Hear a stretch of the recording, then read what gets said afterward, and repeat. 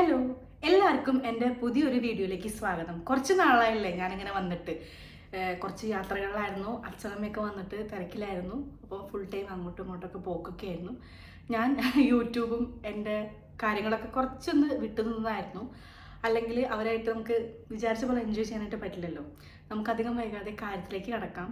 ഞാൻ info park videos ഇടുന്നുണ്ടല്ലോ, അപ്പോൾ അതിനെ സംബന്ധിച്ച് എനിക്ക് കുറച്ച് കമൻസും മെസ്സേജസൊക്കെ വരുന്നുണ്ടായിരുന്നു. കാര്യം എന്താണെന്ന് വെച്ചാൽ എങ്ങനെയാണ് ലാംഗ്വേജ് ഇമ്പ്രൂവ് ചെയ്തതെന്നാണ് ചോദിച്ചിട്ടുണ്ടായിരുന്നത് കേട്ടോ. അപ്പോൾ അതിൻ്റെ ഒരു ആൻസർ ആയിട്ടാണ് ഞാൻ ഈ വീഡിയോ ചെയ്യാൻ ഉദ്ദേശിക്കുന്നത്. പ്രത്യേകിച്ചൊന്നുമില്ല, ഞാൻ ഇൻഫോ പാർക്കിൽ വർക്ക് ചെയ്യുന്ന സമയത്ത് എനിക്കങ്ങനെ ലാംഗ്വേജിൻ്റെ ഇഷ്യൂസ് ഉണ്ടായിരുന്നില്ല. അത് ഞാൻ എല്ലാ വീഡിയോസിൻ്റെ താഴെ വരുന്ന കമൻസിൽ പറഞ്ഞിട്ടുണ്ടായിരുന്നു. എന്നാലും കൂടുതൽ കുറച്ച് എക്സ്പ്ലെയിൻ ചെയ്യാമെന്ന് വിചാരിച്ചു. പിന്നെയും എനിക്ക് കമൻസ് വരുന്നുണ്ടായിരുന്നു. എനിക്കങ്ങനെ ലാംഗ്വേജിൻ്റെ ഒരു ഇഷ്യൂ ഉണ്ടായിട്ടില്ല. കാരണം ഞാൻ വർക്ക് ചെയ്ത കമ്പനിയിൽ അങ്ങനെ ലാംഗ്വേജ് ഇല്ലെങ്കിൽ ഇവിടെ ഉണ്ടെങ്കിൽ വർക്ക് ചെയ്യാൻ പറ്റൂ, അങ്ങനത്തെ പ്രശ്നങ്ങളൊന്നും ഉണ്ടായിരുന്നില്ല. ഞാൻ ഇൻ്റർവ്യൂവിന് പോയിരുന്ന സമയത്തും എനിക്ക് അങ്ങനത്തെ ഇഷ്യൂ ഉണ്ടായിരുന്നില്ല. പിന്നെ എന്നോട് ചോദിച്ചിട്ടുണ്ടായിരുന്നു ഇൻ്റർവ്യൂവിന് എങ്ങനെയായിരുന്നു, ഇംഗ്ലീഷിലായിരുന്നു ഇൻ്റർവ്യൂ എന്ന് ചോദിച്ചിട്ടുണ്ടായിരുന്നു കേട്ടോ. അതുകൊണ്ടാണ് ഞാൻ ഇങ്ങനൊരു കാര്യം പറയുന്നത്. ഇൻ്റർവ്യൂ സമയത്ത് നമ്മളോട് നമ്മുടെ സെൽഫ് ഇൻട്രൊഡക്ഷനൊക്കെ ചോദിക്കും, അതൊക്കെ ഇംഗ്ലീഷിൽ തന്നെയായിരുന്നു. പിന്നെ പതുക്കെ സംസാരിച്ച് ഫ്രണ്ട്ലിയായിട്ട് വന്ന സമയത്ത് ആ സാറുമാർ എൻ്റെ അടുത്ത് കാര്യങ്ങൾ മലയാളത്തിൽ തന്നെയാണ് സംസാരിച്ചിരുന്നത്. എനിക്ക് അങ്ങനത്തെ പ്രശ്നങ്ങൾ ഉണ്ടായിരുന്നില്ല. പക്ഷെ പല കമ്പനിയും പലതരമായിരിക്കും. പിന്നെ നമ്മൾ കൂടുതൽ ബില്ലിങ്ങും അക്കൗണ്ട്സ് ഒക്കെ ചെയ്യുന്ന ആൾക്കാരാണല്ലോ, പിന്നെ ഇൻവോയ്സിങ്ങും വെരിഫിക്കേഷനൊക്കെ. അതുകൊണ്ടായിരിക്കാം മേ ബി നമുക്കങ്ങനെ ഇംഗ്ലീഷ് കൂടുതൽ സംസാരിക്കണം അങ്ങനത്തെ പ്രശ്നമൊന്നും വന്നിരുന്നില്ല. പിന്നെ മെയിൽ അയക്കേണ്ട ഇഷ്യൂസ് ഒക്കെ വരുമ്പോഴാണ് കൂടുതൽ എല്ലാവരും ഡൗട്ട് അടിച്ച് നിൽക്കുക. നമുക്ക് സെയിം ഫോർമാറ്റ് ആയിരുന്നു, സെയിം കണ്ടന്റ് ആയിരുന്നു, എന്താ അയക്കേണ്ടതെന്നുള്ളത് നമുക്ക് അറിയായിരുന്നു. അത് കോപ്പി പേസ്റ്റ് ചെയ്താൽ മതിയായിരുന്നു. അങ്ങനത്തെ പ്രശ്നങ്ങളൊക്കെ ഉണ്ടായിരുന്നുള്ളൂ. അതും എല്ലാവരും പറഞ്ഞു തന്നിരുന്നു. എനിക്ക് അങ്ങനത്തെ ഇഷ്യൂസ് ഉണ്ടായിരുന്നില്ല. പക്ഷേ ഞാൻ എൻ്റെ ഇംഗ്ലീഷിൻ്റെ ഒരു കമ്മ്യൂണിക്കേഷൻ എന്ന് പറയുന്ന സംഭവം ഞാൻ അത് പേടിച്ച സമയം ഉണ്ടായിരുന്നു. അത് UAE വന്നപ്പോഴാണ് കേട്ടോ.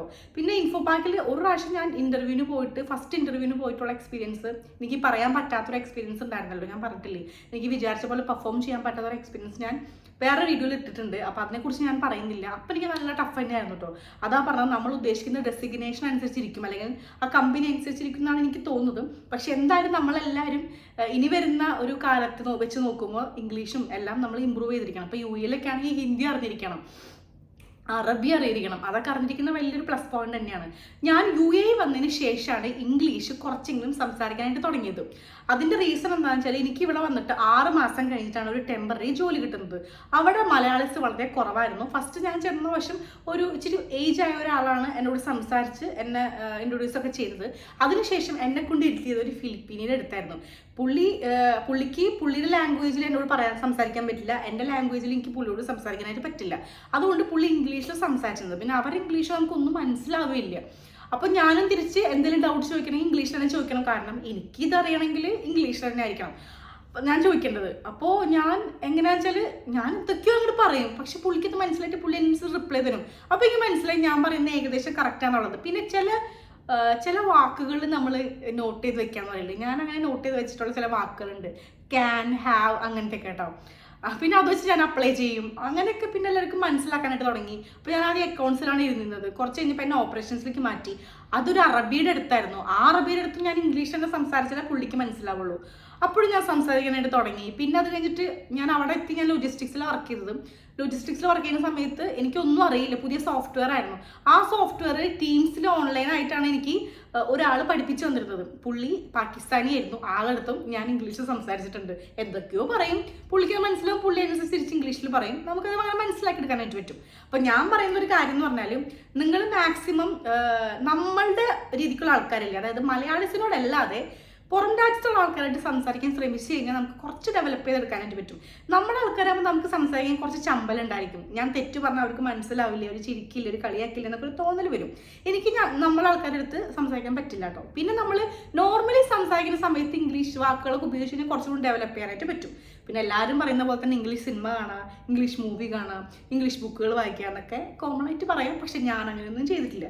എൻ്റെ ഇംഗ്ലീഷ് ഇപ്പോഴും ഒരു 40% പോലും ഇമ്പ്രൂവ് ആയിട്ടില്ല. എനിക്ക് പക്ഷെ ഒരാൾ ഇംഗ്ലീഷ് പറഞ്ഞു കഴിഞ്ഞാൽ അത് കേട്ട് മനസ്സിലാക്കാനായിട്ടുള്ള കഴിവുണ്ട്. അത് നിങ്ങൾക്കും ഉണ്ടായിരിക്കും. അത്രേ ഉള്ളൂ. പക്ഷെ ഞാൻ എവിടെയെങ്കിലും ഒരു സിറ്റുവേഷൻ എത്തിക്കഴിഞ്ഞാൽ ചോദിക്കാനായിട്ടുള്ളൊരു സംഭവം എനിക്കുണ്ട്. അതായത് നമ്മളിപ്പോൾ എന്തെങ്കിലും ഒരു മോശം സിറ്റുവേഷനിലാണ്, നമുക്ക് സംസാരിക്കാൻ വേറെ ആരും ഇല്ല എന്ന് വെച്ചാൽ അവരുടെ അടുത്ത് ഞാൻ ഇംഗ്ലീഷ് സംസാരിക്കും.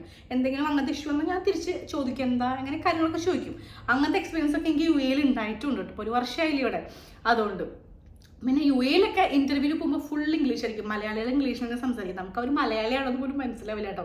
ഫേസ് കണ്ട ചിലരുടെ മനസ്സിലാവും, ചിലരുടെ മനസ്സിലാവില്ല. അപ്പോൾ ഇതാണ് എനിക്ക് പറയാനുള്ള ഉത്തരം. പ്രത്യേകിച്ചൊന്നുമില്ല, നമ്മൾ സംസാരിക്കാൻ ശ്രമിക്കുക, അല്ലാതെ വേറെ വഴിയൊന്നുമില്ല. ബുക്ക് വായിക്കുക, സിനിമ കാണാന്നൊക്കെ പറയുമെങ്കിലും അതിനെക്കൊണ്ട് വലിയ ഉപകാരം ഉണ്ടാവുമെന്ന് എനിക്ക് തോന്നുന്നില്ല. പിന്നെ നമ്മൾ ഈ ബുക്ക് വായിച്ചിരിക്കുന്ന ഒരു ടൈപ്പ് ആൾക്കാരല്ല. ഞാനങ്ങനെ ബുക്ക് കുറേ വായിക്കുന്ന ആളൊന്നല്ല. ഇഷ്ടമുള്ള ബുക്ക് തന്നെയാണെങ്കിൽ അതിരുന്ന് വായിക്കുന്നല്ലാതെ ഒരുപാട് ബുക്സ് ഇരുന്ന് വായിക്കുന്ന ടൈപ്പല്ല. ഇംഗ്ലീഷ് സിനിമ കാണുന്ന ആളല്ല. അപ്പോൾ അതിലൊന്നും ക്രേസ് ഇല്ലെങ്കിൽ നമ്മൾ സംസാരിച്ച് തന്നെ ശരിയാവും. പിന്നെ ഇൻ്റർവ്യൂ ഒന്നും ആരും പേടിക്കേണ്ട ആവശ്യമില്ല.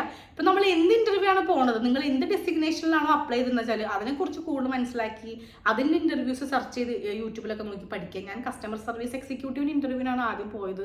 അപ്പോൾ ഞാൻ അതിൻ്റെ കാര്യങ്ങളൊക്കെ നോക്കിയിട്ടുണ്ടായിരുന്നു, യൂട്യൂബിൽ നോക്കിയിട്ട് അങ്ങനെ അത് പഠിച്ചിട്ടൊക്കെ ഉണ്ടായിരുന്നു കേട്ടോ. അപ്പോൾ അങ്ങനത്തെ കാര്യങ്ങളൊക്കെ നോക്കി വയ്ക്കുക, ബേസിക് ആയിട്ടുള്ളതെല്ലാം നോക്കി വയ്ക്കുക, അത്രേ ഉള്ളൂ. അപ്പോൾ നിങ്ങൾ കൂടുതൽ സംസാരിക്കാനായിട്ട് ശ്രമിക്കുക. അത്ര ഇതിൻ്റെ ഒരു പ്രതിവിധി എന്ന് പറയാനായിട്ടുള്ളൂ. അല്ലാതെ സ്പോക്കൺ ഇംഗ്ലീഷ് ക്ലാസ്സിനൊന്നും പോയിട്ടോ അങ്ങനെയൊന്നും വലിയ കാര്യം ഉണ്ടാവുമെന്ന് എനിക്ക് തോന്നുന്നില്ല. ഇത് എൻ്റെ ഒരു എക്സ്പീരിയൻസ് ആണ്. പലരുടെയും പല എക്സ്പീരിയൻസ് ആണ്. ചിലർ പറയുമല്ലോ ബുക്ക് വായിച്ചിട്ടാണ് ഞാൻ എൻ്റെ ഇംഗ്ലീഷ് ഇമ്പ്രൂവ് ചെയ്തതെന്നൊക്കെ പറയുമല്ലോ. അങ്ങനെ പലർക്കും പല എക്സ്പീരിയൻസ് ആണ്. അപ്പോൾ ഇത്രേ ഉള്ളൂ കേട്ടോ ഇന്നത്തെ വീഡിയോ. ചെറിയൊരു വീഡിയോ ആണ്. ഞാനൊരു ഇത് തരാൻ വേണ്ടി വന്നതാണ്. കുറേ പേര് എനിക്ക് എന്നോട് ചോദിച്ചു എങ്ങനെയാണ് ഇംഗ്ലീഷ് ഇമ്പ്രൂവ് ചെയ്തതെന്ന്. അപ്പോൾ എൻ്റെ ഒരു കാര്യം ഞാൻ പറയണമല്ലോ, അതാണ് ഞാൻ ഈ വീഡിയോ എടുക്കാൻ വിചാരിച്ചത്. അപ്പോൾ അത്രേ ഉള്ളൂ ഇന്നത്തെ വീഡിയോ. എല്ലാവർക്കും ഇഷ്ടമാണെന്ന് വിചാരിക്കുകയാണ്. എല്ലാവരും ഇനിയും ജോലിക്ക് അപ്ലൈ ചെയ്യുക. എല്ലാവർക്കും നല്ല ജോലിയൊക്കെ കിട്ടട്ടെ. ഹാപ്പി ആയിട്ടിരിക്കുക, ഹെൽത്തി ആയിട്ടിരിക്കുക. മറ്റൊരു വീഡിയോ ആയിട്ട് ഞാൻ പിന്നെ വരാം. അതുവരേക്കും ടാറ്റാ.